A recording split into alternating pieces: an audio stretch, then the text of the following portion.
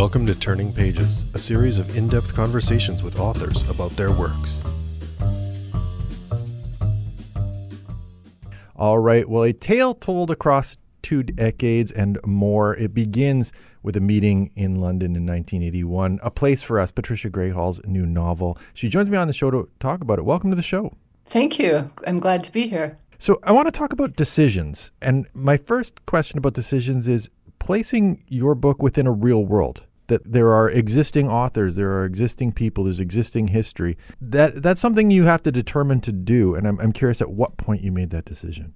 Well, actually, the book is auto-fiction. So parts of it are drawn directly from my experience immigrating with my partner to Canada. And part of it is completely fictional. And that's because I wanted to be able to explore some big, messy issues that affect us all, not just the queer community. And autofiction allows me to do that. It's like Grace Paley said, write from what you know and write into what you don't know. And so my first book was a memoir, and that was completely true. And that was basically based in my 20s and me struggling through my brutal medical training. I got into medical school before Title IX guaranteed equal access to education for women in the U.S., and also before Roe v. Wade, and before, when I had to hide my identity as a lesbian as well. So that was a fairly wrenching experience because I was completely honest, and when you tell the truth, when you take that gamble, it's really important because that's what humanizes you for the readers. But and that book got a lot of awards and was one of Kirkus's best indie books of 2022. But what really made me happy was the feedback I got from readers who felt validated and less alone after reading my book. But many of them said, "So where's the sequel? What happened next?" And I just didn't think I had another memoir in me. But that's when I discovered autofiction, which allows me to take my own experience and explore broader social and political issues. So the distinction between memoir and autofiction, then, like, obviously, like, Joe then kind of becomes a stand-in for you, and I'm curious about kind of like what parts of your own life are you illuminating or using, right? And what parts are you maybe obfuscating? Right. So the core of the novel comes from my experience with my partner. We reconnected after 22 years apart. She's British and I was American, and we reconnected and realized that we're still very much in love and wanted to be together, but we couldn't live together legally in our home countries, either the UK or the United States. It was 2003. Marriage equality hadn't happened yet.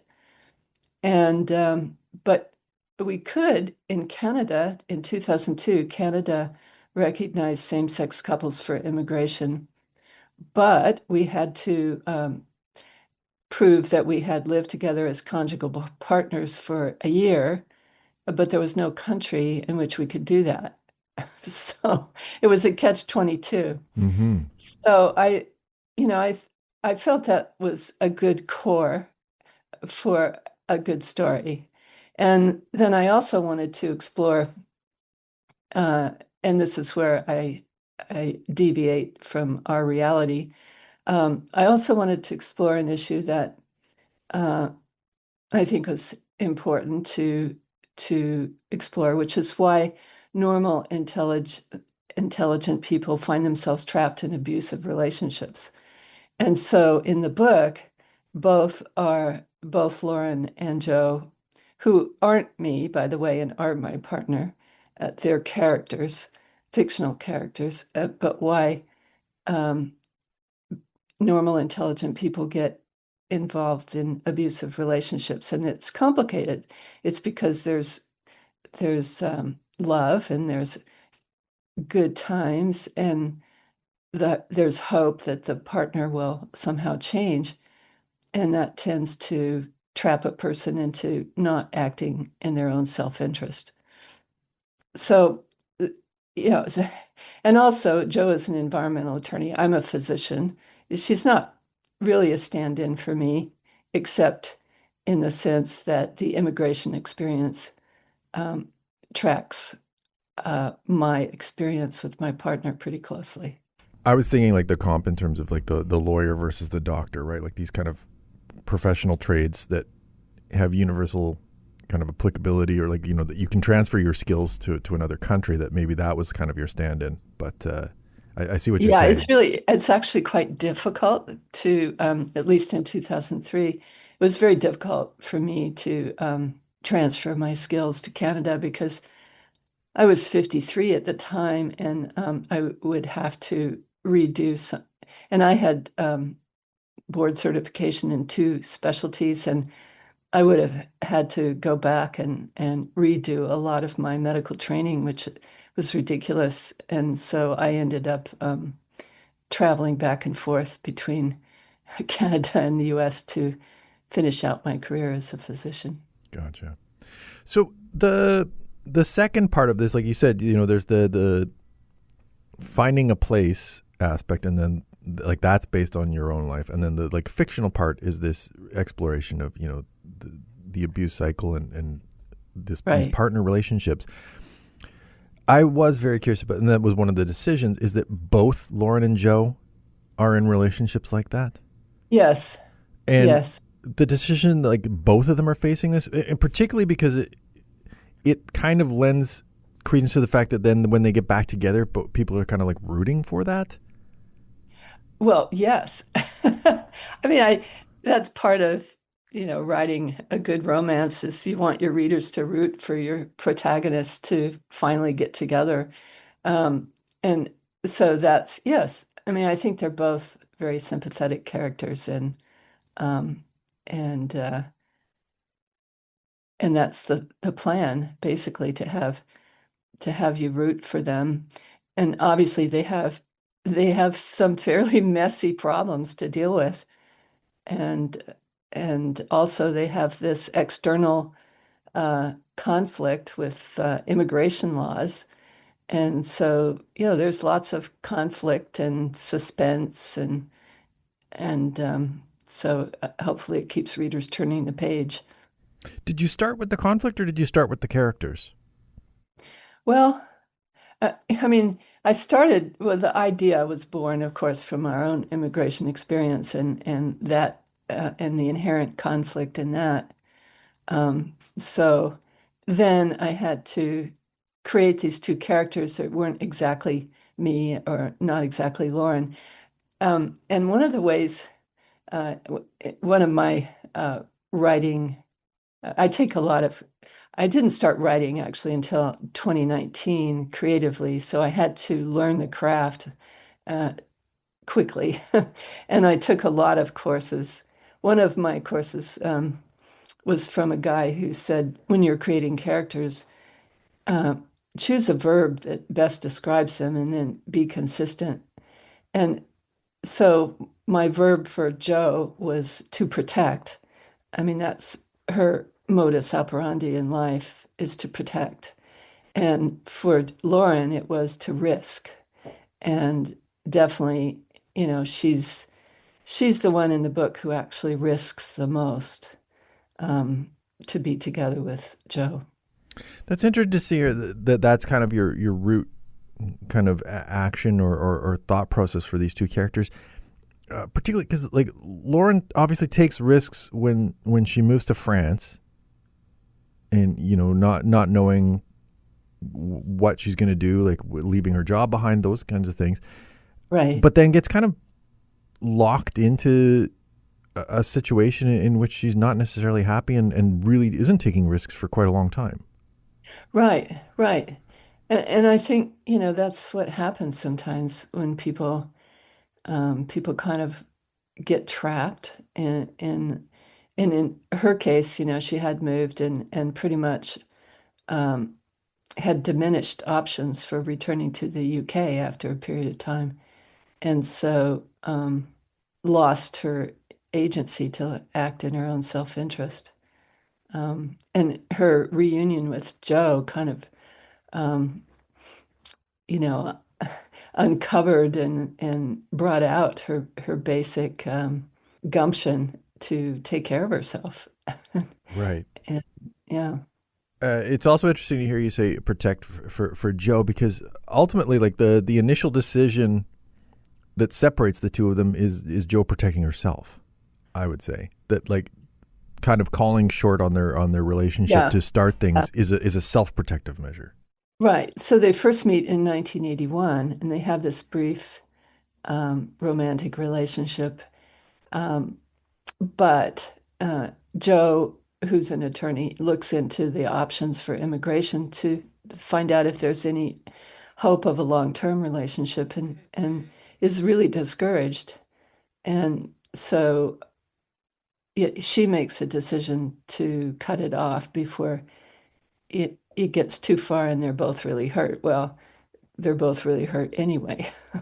But um, and they keep in touch, over the years with writing letters and you know, there's no internet and no email, so they write long letters and have occasional long distance phone calls, but they don't actually see each other in the flesh until Lauren comes to San Francisco at the behest of her partner who wants a cheap vacation uh, and wanted them to stay with Joe so they could explore Yosemite in the area and not have to pay for hotels. Well, big mistake Yeah. because it reignites the passion between Joe and Lauren. And, you know, Timeline in the book, like the 81 meeting and then the 2003 trip to Yosemite, does that right. mirror your own, like, gap with your partner, or like is It that does. around the same time? Like, were you kind of pulling from? Yeah, exactly. I mean, that part, the meet part and the reunion part, the timing is very much the same for us. Um, a lot of obviously a lot of the details and the trip to Yosemite and the big blow up in Yosemite and all of that is fictional, but the timeline tracks our timeline. Speaking of timelines, you mentioned that it was 2019 you started, writing courses and things like that. Right, Before that, right. were you a big reader? Like, I'm curious about your relationship to fiction.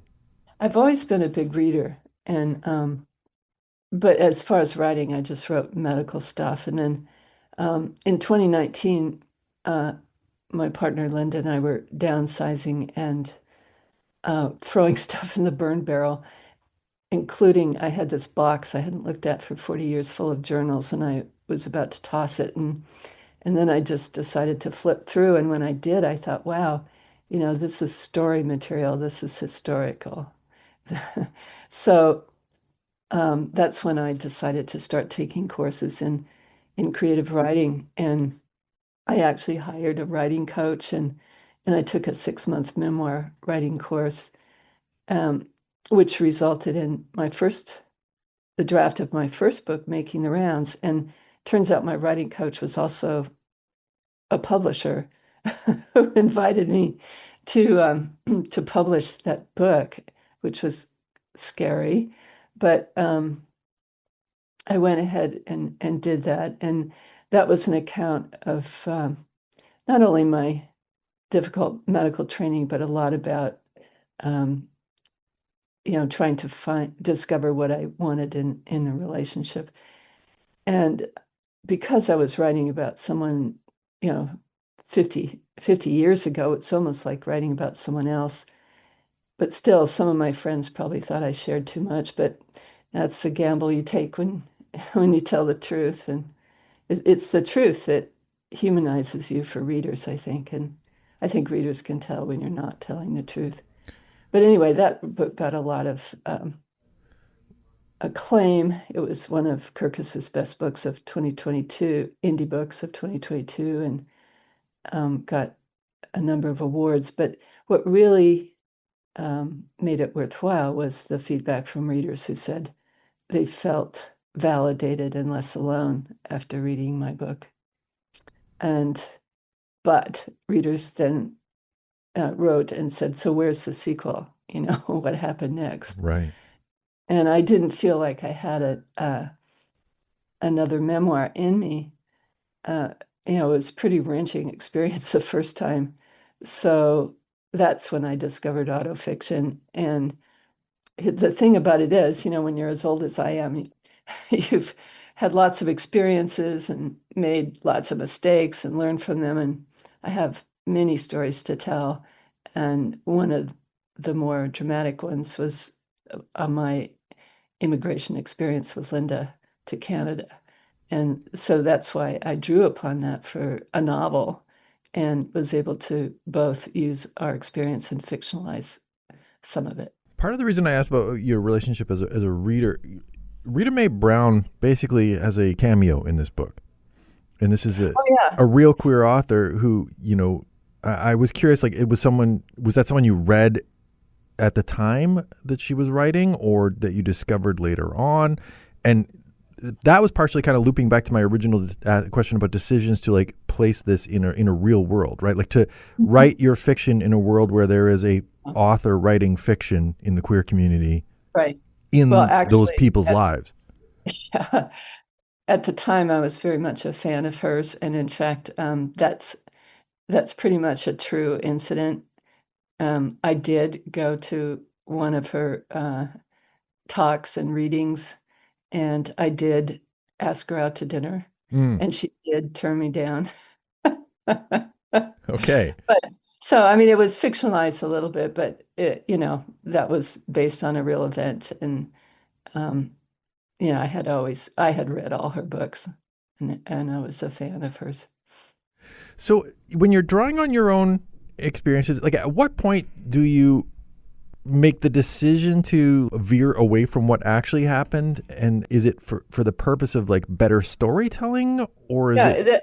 Yeah, exactly that. I mean, in fiction, as opposed to memoir, where you have to really I was constrained by truth, by what actually happened. But in fiction, I can veer away from reality anytime I need to create more conflict or drama to serve the story. So that's why I really like autofiction, because all writers do draw on their own lives to some extent, but I'm really enjoying the creative process of taking something real and molding it and changing it into something that serves a larger social or political theme. You'd mentioned the catch-22 of you need to have lived somewhere for a year before coming to Canada. That Right. Obviously catch-22 itself is a literary reference, right? Like there's the Joseph Heller book. Exactly. And it's in some ways like these kind of labyrinthine legalities are very like Kafkaesque. Like, are you thinking about where you're placing your book within existing literature when you're writing it, or is that not something that's in your head? It's not so much in my head. I've written memoir. I wrote a romance novel called Golden Years and Silver Linings with my partner, Linda. And then I wrote this book. And I've just finished another book, which is a thriller, which is based in Houston, Texas. And it's Joe, the environmental attorney again. And the other protagonist is a physician.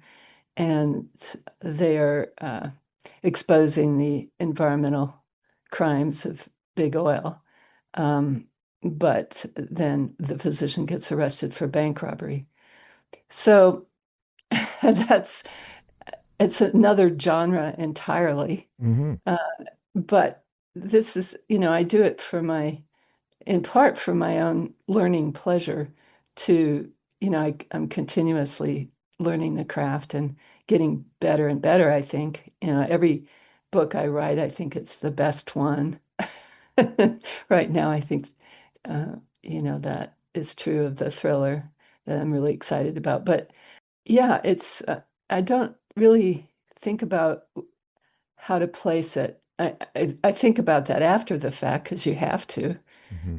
know where it goes on the bookshelf, but and finding your keywords and all that. But it's not really I don't necessarily write to the market or write to a particular audience. I actually thought that my first book would only be read by older lesbians, which turned out totally not to be true. It had a fairly wide readership. And then this book, I hope also, I mean, it's a love story, and who doesn't like a love story? It's got a happy ending, it's hopeful, it shows that, despite the obstacles, love will prevail, and hoping it'll reach a wider audience as well. I think that is one way that we can promote empathy and understanding in others is through literature. Through story, yeah. Uh, Yeah, this thriller, is it happening in the like period between when Lauren and Joe are together? Like that yeah, that okay. I was curious about it kind of is. like how you're It is. situating this. It's actually a prequel. I I mean, I don't follow the rules. I should stick to one genre if I'm going to do a series, but this is, of course, the prequel is a totally different genre. It's a thriller. I mean, A Place for Us is almost like romantic suspense because there's a lot of suspense. And I actually put quite a bit of suspense in my memoir as well, although I was constrained by the truth of real life. And I just, I like writing that way, keeping people uh, sort of hanging at the end of a chapter and wanting to go on. So Is that because that's what you gravitate to as a reader, or is it I think, more well, exciting to withhold a little as a writer? I think I mean, I like to read, I read all widely. I'm not just a certain kind of reader because I really read all kinds of things. And I very much appreciate good writing. But I just naturally did that from the very first of starting to write back in 2019. Um, Maybe it's just something I picked up from reading widely. I mean, most good authors, I think, are readers. Um, it always surprises me when somebody says they're writing a book, but they don't read. Really? How can that be?